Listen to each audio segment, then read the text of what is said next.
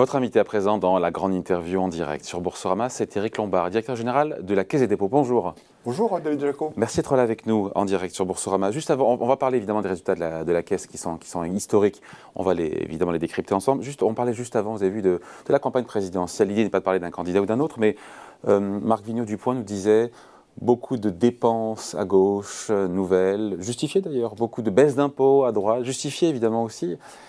Et peu de mesures d'économie, et on laisse filer peut-être le déficit, ou alors on mise sur de la croissance. Vous en pensez quoi? Ça vous inspire quoi? Comme vous avez dit, il y a une erreur de pilotage économique qui a été faite après 2010. la crise de 2008, en 2010, en resserrant les dépenses trop vite, ce qui a précipité une rechute de l'économie. Donc, quel que soit le programme, et ça c'est les Français qui vont décider évidemment, je pense qu'un atterrissage en douceur pour réduire progressivement le déficit me paraît plus souhaitable que des mesures trop brutales, soit de dépenses qu'on n'a pas les moyens de financer, soit de baisse d'impôts également trop brutales. Donc voilà, le pilotage fin est indispensable, me semble-t-il. Après, je me rappelle en début de campagne, il y avait le gouverneur de la Banque de France, qui était d'ailleurs ici, qui nous disait, en gros, il a raison, François Villeroy de Galhau, la France n'a plus les moyens de nouvelles dépenses ou de beaucoup de baisses d'impôts. Et au final, qu'est-ce qu'on voit dans cette campagne?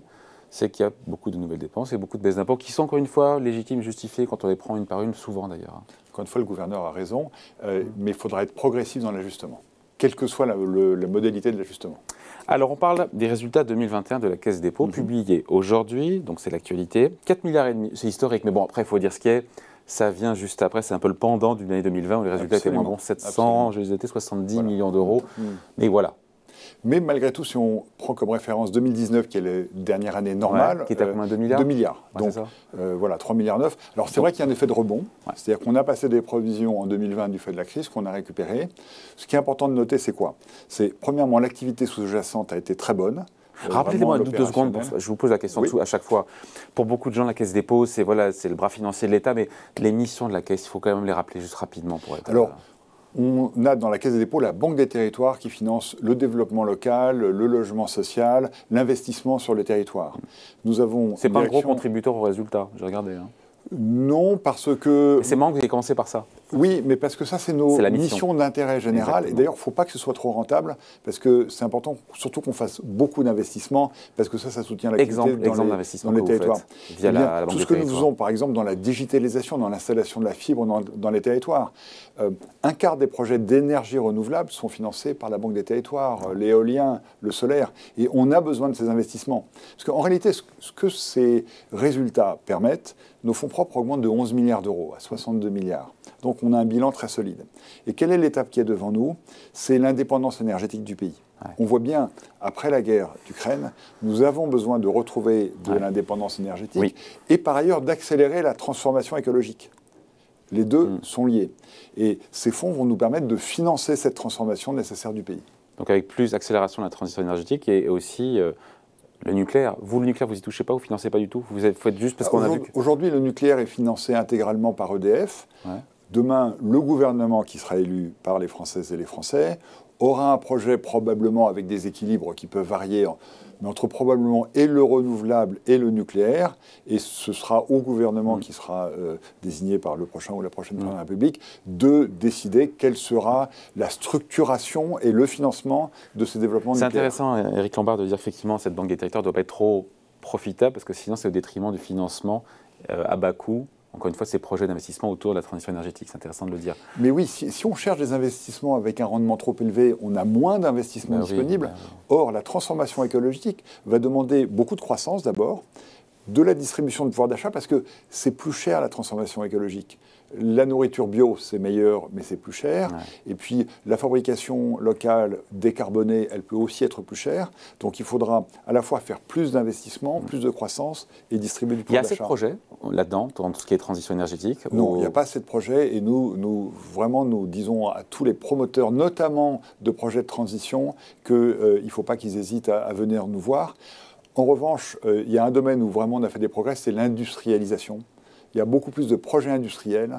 Il y a des dizaines de projets d'usines qui sont des usines décarbonées. Et puis en plus, une usine en France, c'est par construction plus décarbonée qu'une usine par hypothèse en Chine, qui est alimenté en électricité qui vient des centrales à charbon et qui après va venir en France sur un bateau diesel. Donc la relocalisation, c'est aussi une façon de faire de la transformation écologique. Au-delà de la transition énergétique, qu'est-ce que finance encore une fois qu'on mette un peu de chair et de corps? Donc la Banque des Territoires, la direction des politiques sociales, la retraite d'un Français sur 5, tout ce que nous faisons en matière de formation professionnelle, mon compte formation, 3 millions de formations en 2021, grand succès, qui a sans doute contribué à la baisse du chômage, le développement économique, mais aussi la formation. Ça, c'est la direction des politiques sociales. Puis nous avons un gros portefeuille d'investissement, 225 milliards d'euros d'investissement dans l'économie, dans les entreprises, dans le financement de l'économie. Et puis des participations stratégiques, notamment des infrastructures énergétiques, la Compagnie nationale du Rhône, RTE pour le transport d'électricité, GRT Gaz, on est monté au capital pour le gaz, parce que si c'est plus demain du gaz russe, ce sera quand même, dans un premier temps, du gaz peut-être qui viendra des liquéfacteurs de gaz qui sont par exemple situés à Fos-sur-Mer, dont nous sommes aussi actionnaires. Donc toute cette transformation que nous faisons. Puis la caisse aussi, évidemment, BPI France, dont nous avons 50%. Et le groupe La Poste, où nous avons 66%. Donc au final, sur le portefeuille actions et obligations, c'est pour beaucoup, parce que c'est quasiment 2 milliards d'euros. Toute cette gestion d'actifs, je ne sais pas si on appelle ça gestion d'actifs, ça remonte 2 milliards d'euros sur les 4,5 dont on a parlé. Donc c'est un gros contributeur. C'est un gros contributeur parce que la période de taux bas dont nous sommes peut-être en train de sortir est une période où le rendement des actifs de l'immobilier des actions est élevé. Et le rendement des actifs de taux, par construction, il est bas. Donc, c'est logique que pour un grand investisseur action comme la Caisse des dépôts, on a 115 milliards d'euros d'actions en portefeuille au total. C'est énorme. Coté ou non coté? Coté ou non coté. Et c'est ce portefeuille qui se valorise ou qui distribue des dividendes importants. Alors que les actifs de taux, et le crédit d'ailleurs, le financement que nous avons au travers de la Banque des Territoires, de BPI France, de la Banque Postale, a des rendements bien moindres. Sur le portefeuille obligataire, effectivement, mais on a compris que les taux d'intérêt allaient remonter de la part des banques centrales. La Fed a commencé, la BCE pourrait s'y prendre quelque part en 2022. Dans quelle mesure vous êtes sensible, pour les coupons, ce serait mieux pour les nouveaux coupons, les nouvelles obligations, mais pour votre portefeuille obligataire, ça veut dire, quand l'intérêt remonte, ça fait baisser la valorisation. En valeur de marché, il y a un risque de sensibilité, donc pas de paume, ou en tout cas de dévalorisation de votre portefeuille obligataire. Surtout pour vos auditeurs qui connaissent bien ces sujets. D'abord, la hausse des taux, à long terme, elle a déjà commencé. L'OAT était en territoire négatif, l'OAT à 10 ans. On est à 90 points de base. Exactement. Donc la hausse, elle a été vigoureuse. En fait, l'essentiel de ce portefeuille, il est considéré comme un portefeuille d'investissement à long terme. Donc on n'est pas en valeur de marché. Ah, donc vous portez le risque jusqu'au bout. Mais oui, mais vous portez le risque jusqu'à remboursement, mais en valeur de marché. On porte le risque jusqu'au remboursement, on a les coupons, mais évidemment notre bilan est adossé, et donc il est adossé soit sur les fonds du livret A, qui sont des taux qui sont un peu plus élevés, mais le sujet est traité par notre gestion actif-passif, soit par des ressources longues qui sont émises et qui sont elles-mêmes à des taux très bas. Donc 1,9 milliard sur les 4,5 milliards venant de votre portefeuille actions et obligations. Le reste, c'est BPI France 835 millions d'euros, La Poste 1,5 milliard. Il y a donc vos participations stratégiques. Oui. Et les participations stratégiques qui rapportent plus de 400 millions, elles sont toutes à l'équilibre, sauf deux participations qui évidemment sont en situation plus difficile. La Compagnie des Alpes, les parcs ont été fermés. Il est très bien, le nouveau DG, dis donc, j'ai reçu, il est très bien. Hein. Il est très bien, mais nos dirigeantes et nos dirigeants sont très bien aussi. Absolument. Donc, mais effectivement, il a bien pris son poste dans une situation difficile, mais les parcs rouvrent, les stations réouvrent, et donc je pense que ça va s'améliorer. On a soutenu, comme on le fait, c'est notre rôle d'actionnaire de cette filiale, en souscrivant une forte augmentation de capital. Puis Transdev aussi, les transports publics en ce moment c'est plus compliqué, mais bon, tout le reste du portefeuille franchement va très bien. Et puis encore une fois, il y a le travail opérationnel des équipes qui a produit ce résultat. Juste, j'ai oublié de vous dire, Éric Lombard, sur la Banque des Territoires, la contribution a été réduite de moitié. Je me suis dit, c'est quoi? C'est le fait d'avoir passé plus de provisions, c'est ça qui explique Alors, il y a une raison technique. Au niveau de l'ensemble, notre résultat net, c'est 4,6 milliards d'euros, mais après une dotation à une provision pour risques bancaires généraux d'1,6 milliard, qui est liée à une anticipation justement de hausse des taux. En fait, on a provisionné d'avance une partie des conséquences de cette hausse des taux, et une partie de cette provision est affectée à nos gestions d'actifs, qui portent ces obligations, et l'autre partie à la Banque des Territoires. Si on enlève cette quote-part de provision, les résultats de la Banque des Territoires seraient en hausse, ce qui est logique, parce qu'en termes opérationnels, ils ont fait une année fantastique. Bon, donc je reviens juste sur la transition énergétique, donc j'ai compris que vous voulez aussi, autant que faire se peut, accélérer vos investissements, encore une fois, dans cette transition énergétique, donc vous allez indirectement ou directement participer au renforcement de la souveraineté énergétique de la France, qui aujourd'hui est le sujet quand même. Alors, absolument. Alors, la première économie d'énergie, c'est des énergies qu'on ne consomme pas. Oui. Donc, il faut accélérer, et nous avons un très vaste programme, l'isolation thermique des logements. En ce qui nous concerne, c'est les logements sociaux et puis le financement de l'isolation des bâtiments publics. Parce que le logement et les bâtiments industriels, c'est quand même une part très importante du gaz à effet de serre. Et puis, si on veut passer du véhicule diesel, qui vraiment pose un problème accru en ce moment, à des véhicules électriques, il faut des bornes de recharge. Nous finançons l'installation d'un parc de bornes de recharge. On est un peu en retard, on est un petit peu en retard quand même sur les objectifs qu'on s'était fixés sur fin 2021. Je crois de mémoire, on était à 100 000 bornes sur le maillage du territoire, on n'y était pas. En ce qui concerne la Caisse, on en a financé plus de 50 000. Oui, je parle au global, pas la Caisse. Du reste, à mon avis, on ne doit pas être très loin. En tout cas, c'est en train de se mettre en place rapidement. Et puis, on a créé une société pour faciliter l'équipement en bornes électriques, en bornes de recharge, des copropriétés. Parce qu'il y a toujours une difficulté dans les copropriétés. C'est que les copropriétaires ne veulent pas tous financer l'affaire. Et donc, on a trouvé un système avec les copropriétés permettant de financer cette installation, et puis au fur et à mesure où les copropriétaires se branchent, eh bien, ça rentabilise l'installation et ça permet de Je me demande d'ailleurs refinancer. Si 100 000 bornes, c'est suffisant quand on voit l'évolution du nombre de voitures. Ça va continuer à s'accélérer. Il y a comme un sujet là-dessus. Voilà. Après, il faut transformer notre économie, nos industries, pour que l'industrie soit décarbonée, et ça c'est très important. Décarboner les transports publics. Dans toutes les villes, quand nous finançons des réseaux de transport public, on passe au bus à hydrogène ou au bus électrique. Moi, j'ai moi-même fait le tour de Brest dans un bus électrique, très confortable d'ailleurs, beaucoup plus confortable. Et donc, il y a la décarbonation, il y a le tramway qui est souvent électrique, ou parfois le métro. Et puis, il y a les sources d'énergie elles-mêmes. Et donc, de ce côté-là, il y aura un mix d'énergie renouvelable et de nucléaire. RTE, que nous codétenons avec EDF, Réseau de transport d'électricité, avec des grands spécialistes de ces sujets. On fait des études très claires qui montrent deux choses. Nous pouvons baisser notre consommation d'énergie au global. Mais dans cette consommation d'énergie, même si elle baisse, la consommation d'énergie électrique va monter. Parce que c'est comme ça qu'on va pouvoir faire la transformation écologique. Et donc, il nous faut plus de sources d'énergie décarbonées. Après, ce sera aux responsables politiques de décider du mix entre nucléaire et renouvelable. Un petit mot juste, parce que vous contribuez, il faut le dire, puisqu'on parlait juste avant du financement des programmes des différents candidats et des comptes publics. Vous contribuez aux comptes publics, c'est 2,5 milliards, c'est ça, qui vont dans les comptes de l'État. Alors, on ne contribue pas au financement du programme des candidats. Non, au compte de l'État. Non, mais on parlait juste avant la trajectoire de déficit public, etc., liée aux différents programmes. Quand même, c'est pas du tout ça, moi. Je vous taquine. Donc, 2,5 milliards, c'est effectivement une contribution absolument massive, avec trois raisons. Nous payons un équivalent impôt sur les sociétés, 400 millions. Nous payons 1,8 milliard au titre de notre bilan principal. C'est un accord que nous avons avec l'État depuis de nombreuses années.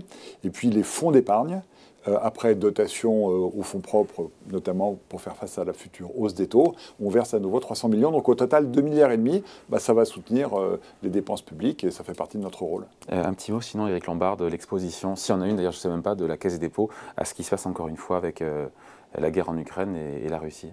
Alors, évidemment, ce qui se passe, cette invasion est quelque chose d'épouvantable et d'inadmissible dans un monde moderne. Nous sommes un acteur très domestique. Nos investissements, ils sont orientés vers l'économie française, vers les entreprises françaises. Et donc, l'exposition de l'ensemble du groupe, elle est très modeste, elle est très indirecte. Quelques investissements dans quelques rares fonds d'investissement qui en ont. Et puis aussi des entités où nous sommes actionnaires qui peuvent avoir une activité. Et vous faites quoi alors? Donc ça pèse quoi? Un pouillème? Enfin, c'est vraiment... Oui, ça ne se verra pas dans nos résultats. Et vous coupez, vous faites quoi en tant qu'actionnaire responsable ou investisseur responsable? Ces sujets sont des sujets qui relèvent des autorités publiques et nous appliquons les règles et les sanctions qui sont mises en place par l'État. C'est ce que d'ailleurs Patrick Pouyanné, pour ce qui le concerne, a dit très fortement hier. On est sur des sujets d'intérêt national. Nous, le sujet sur ces questions-là, c'est pas de préserver ou pas tel ou tel actif. Franchement, la question, c'est d'appliquer les sanctions décidées par les gouvernements. Hier, on a Volodymyr Zelensky, président ukrainien, qui parlait donc en visio à l'Assemblée nationale et qui demandait donc aux entreprises françaises de se retirer de la Russie. En disant que voilà, cesser d'être des sponsors de la guerre, c'est le mot qu'il a employé. Et donc voilà, les valeurs valent plus que les bénéfices, a-t-il ajouté. Voilà, vous en pensez quoi, vous qui plaidez pour un capitalisme responsable? Les entreprises françaises, on voit que c'est compliqué, doivent quitter la Russie. Alors, bien sûr que les valeurs valent plus que les bénéfices, ça c'est une évidence, même quand on est une entreprise privée cotée en bourse. Après, il y a une difficulté éthique qui est la suivante. nous sommes en conflit et l'Ukraine est en guerre contre les autorités russes. Le peuple russe n'a pas forcément voté cette affaire-là. Et encore une fois, je pense que c'est aux États occidentaux de décider quelles sont les sanctions qui visent le régime russe et quelles sont les sanctions... Oui, il y a beaucoup d'entreprises qui ont dit, voilà, nous on arrête, nous on sort, nous on gèle, et c'est à géométrie variable. Et c'est un vrai dilemme moral qui est complexe. Quand c'est des activités qui peuvent concourir à financer la guerre, évidemment, il faut se retirer. Donc lié à l'énergie. Quand c'est une activité... Je ne veux pas parler de telle ou telle entreprise parce que ça regarde leurs dirigeants, mais qui contribue à nourrir les citoyens russes, c'est compliqué. Je veux dire, je ne trouve pas que ces choix-là... Vous pensez au champ, là, j'ai bien compris. La grande distribution, non, mais sans les citer. Oui, mais voilà, il y a des sujets effectivement éthiques, mais où les décisions ne sont pas simples, encore une fois, entre un régime qui a une attitude inqualifiable et évidemment sur lequel les sanctions doivent s'appliquer, et un peuple sur lequel, voilà, le débat est ouvert. Après, je pense que c'est plutôt, encore une fois, aux États de trancher ces questions-là. Bon. Vous plaidez, vous avez sorti un livre d'ailleurs pour que le capitalisme actionnarial fasse sa mue et que les actionnaires soient moins gourmands. Et en même temps, vous lisez aussi, vous connaissez Patrick Artus qui vient nous voir régulièrement ici, qui dit qu'il n'y a pas eu de déformation au cours des décennies, ces dernières décennies en France, du partage de la valeur ajoutée au détriment des salariés. Donc, c'est quoi votre propos? Il y a deux sujets différents. À l'intérieur des entreprises, il n'y a pas eu de déformation du partage de la valeur ajoutée entre le capital et le travail. Voilà. Ça, c'est exact. Après, dans la société, comme la rentabilité des investissements en capital est très élevée... Il y a une demande des investisseurs qui veulent toujours avoir autant de rendement, alors que les taux d'intérêt sont beaucoup plus bas. C'est ça le sujet. Auparavant, on demandait une prime de risque de 4%, 5% sur les taux à long terme, ce qui ferait une rémunération de 4%, qui est ce que je demande à la Banque des Territoires. Ouais.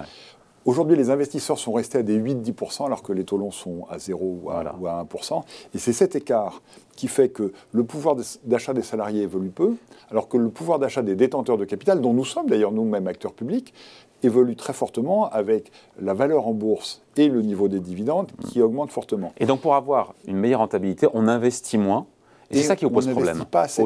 Au détriment... Ça pose deux problèmes. Ça pose un problème d'équité, avec un enrichissement de ceux qui ont un capital, qui socialement n'est pas acceptable, me semble-t-il, par rapport au fait qu'aujourd'hui, quand on n'a pas de capital, c'est très compliqué d'obtenir un capital et même de pouvoir se financer l'acquisition d'un appartement ou d'une maison. Donc on a une inégalité de patrimoine qui se creuse, et ça c'est un problème plus que politique, c'est un problème social et c'est aussi un problème éthique. Et puis on a une deuxième question, c'est que si on veut financer la transformation écologique, il faut investir beaucoup plus, parce qu'il faudra transformer nos transports, nos usines, nos logements. Et donc, si on veut investir plus, il faut baisser la demande de rendement des investisseurs pour que plus de projets soient éligibles. Donc, vous demandez aux actionnaires d'être moins gourmands? On demande aux actionnaires d'être plus raisonnables, de façon à pouvoir financer plus de projets. Plus d'investissements au détriment des dividendes. Par ailleurs, pour sauver la planète, parce que ce qui est en jeu, on a un sujet de court terme qui est de sauver l'Ukraine, ce qui est un sujet important et compliqué, mais on a un sujet qui vient très vite après, c'est de sauver la planète, sans laquelle, parce que franchement, avoir du 8% pour une planète où le réchauffement climatique est tel qu'on ne peut plus fonctionner, c'est pas passionnant. Donc les sujets sont liés, et avec 4%, et encore une fois, c'est ce que fait la Banque des Territoires, de rendement. On vit bien, et ça permet encore une fois de faire plus. Voilà, donc vous demandez au capitalisme d'être plus raisonnable, moins gourmand et de penser finalement à l'avenir et de se projeter, pas seulement take the money and run, comme dirait Woody Allen. Et la difficulté de cette affaire-là, c'est qu'il y a un consensus implicite des investisseurs de demander du 8. Comment faire en sorte que ce consensus implicite passe plutôt à 4, sachant que, après c'est une question d'option politique et toutes les opinions sont libres évidemment, mais il me semble que la taxation n'est pas la bonne réponse, parce qu'en fait, elle alourdit le coût du capital au lieu de l'alléger. Alors on fait comment ? Eh bien, je pense que c'est une prise de conscience qui doit être partagée. À la suite de ce livre, j'ai reçu beaucoup de messages, y compris d'acteurs de l'économie de marché, qui considèrent qu'effectivement, ça demande réflexion. Après, il y a cette bonne intention, pour pas que ça reste un vœu pieux, comment on fait pour pousser un peu et faire changer les mentalités? Eh ben, c'est une prise de conscience qui peut passer par le débat public. Merci d'y contribuer. Bon, d'accord. Merci en tout cas. Merci de passer nous voir. Merci. Éric Lombard, vous venez plus souvent d'ailleurs qu'une fois par an, parce qu'on le voit une fois par an pour les résultats. Il faut qu'il vienne plus souvent nous voir. Quand vous voulez, c'est toujours un plaisir d'échanger avec vous. Merci Eric Lombard, donc directeur général de la Caisse des dépôts, invité de la grande interview en direct sur Boursorama. Merci. Merci.